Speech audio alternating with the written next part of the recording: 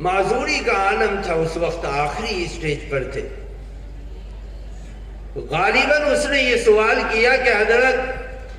میں بیعت ہونا چاہتا ہوں اور کسی کامل بزرگ کو تلاش کر رہا ہوں،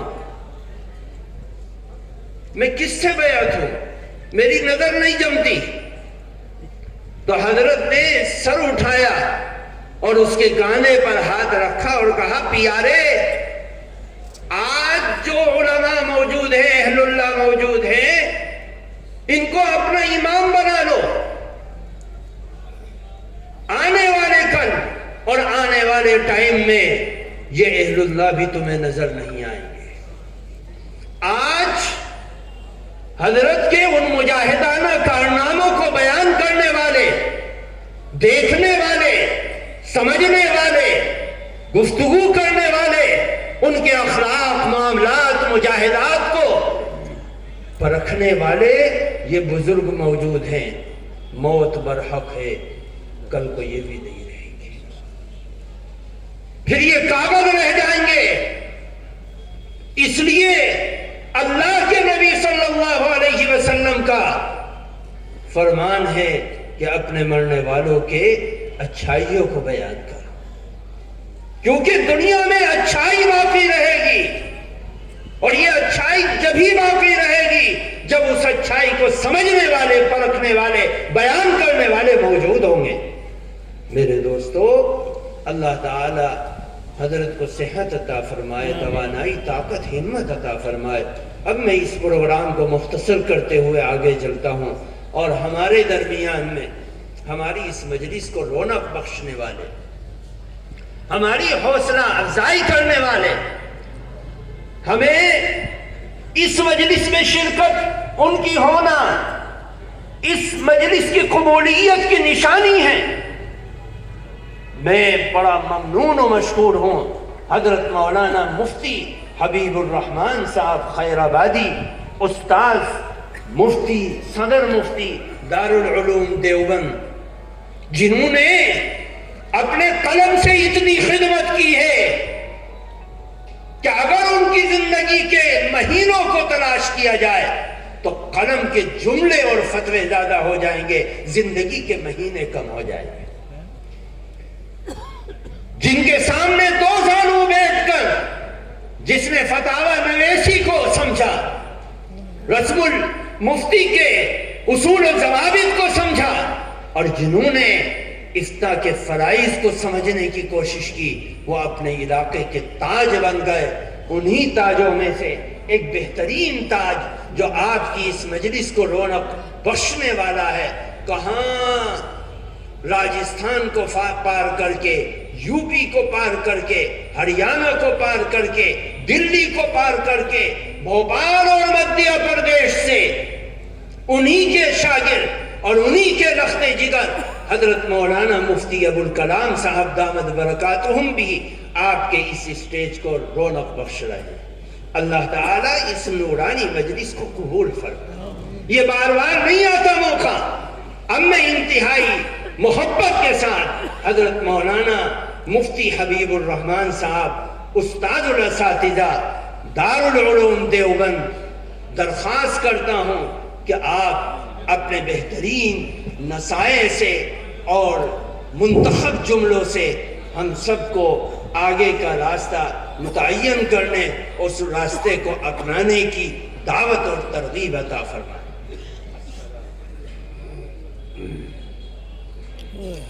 بسم اللہ الرحمن الرحیم. الحمد للہ رب العالمین، والصلاة والسلام على سید الانبیاء والمرسلین وعلى آلہ واصحابہ اجمعین. اما بعد،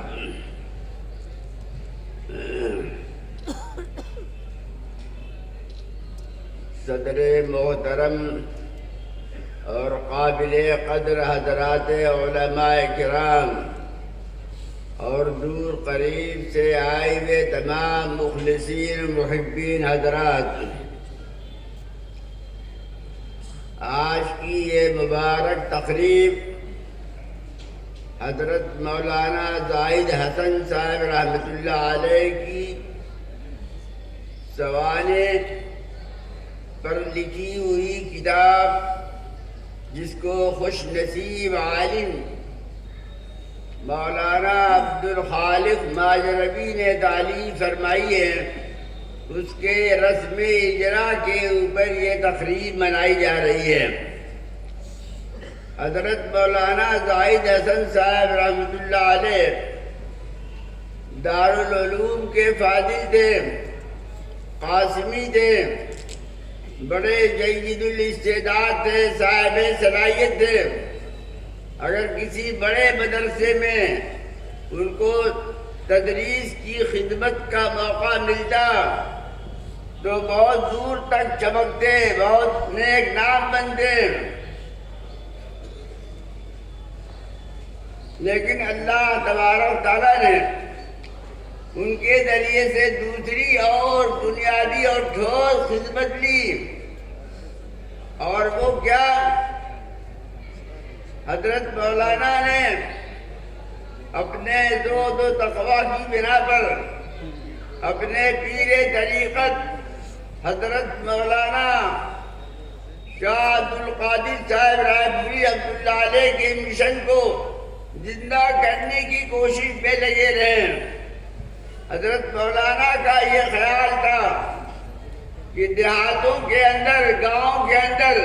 زیادہ سے زیادہ مکاتب قائم کیے جائیں، دینی مکاتب قائم کیے جائیں، کیونکہ دیہاتوں میں عام طور پر بچوں کی تعلیم و تربیت کا کوئی نظام نہیں ہوتا، اور گاؤں میں بہت سارے خرافات، رسم و رواج ہوتے ہیں، اس کی اندر بچے پلتے ہیں، پرورش پاتے ہیں، اور بڑے ہو جاتے ہیں تو پھر وہی چیزیں ان کے اندر پیوست رہتی ہیں۔ تو حضرت مولانا نے یہ بہت بڑا کارنامہ انجام دیا،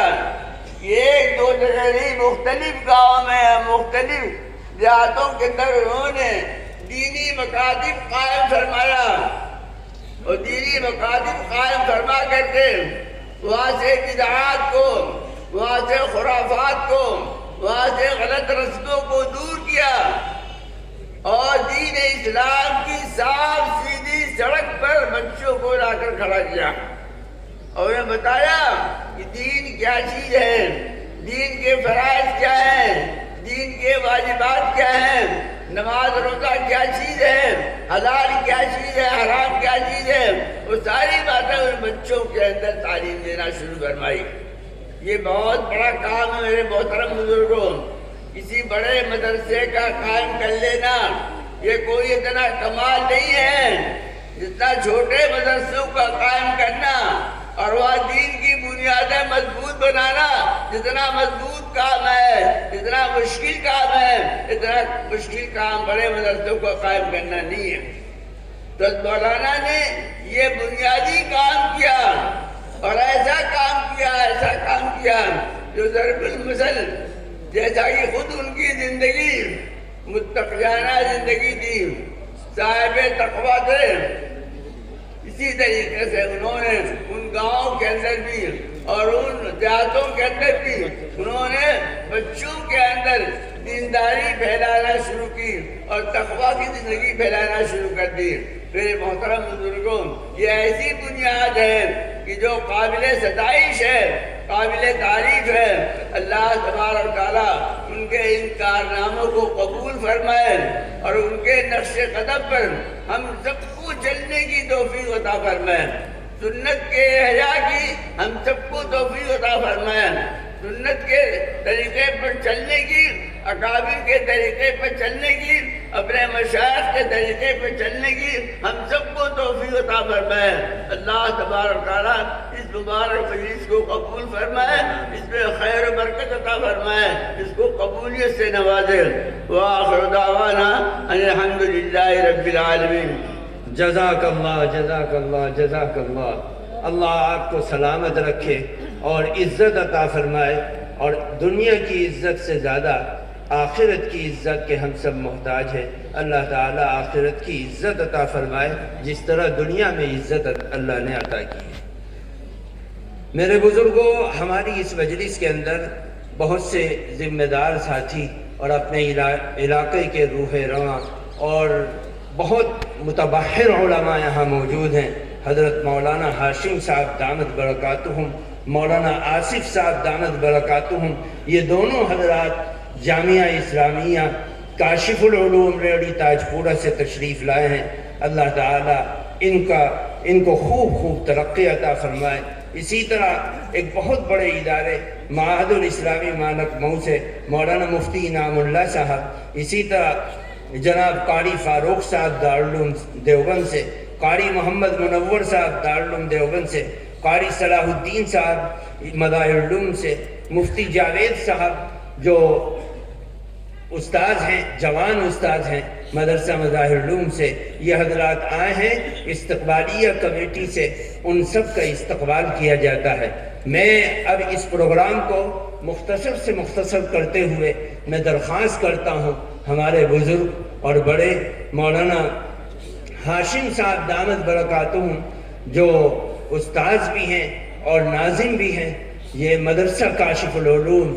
چھٹمل پور سے، میں حضرت سے درخواست کرتا ہوں کہ بہت ہی مختصر لفظوں میں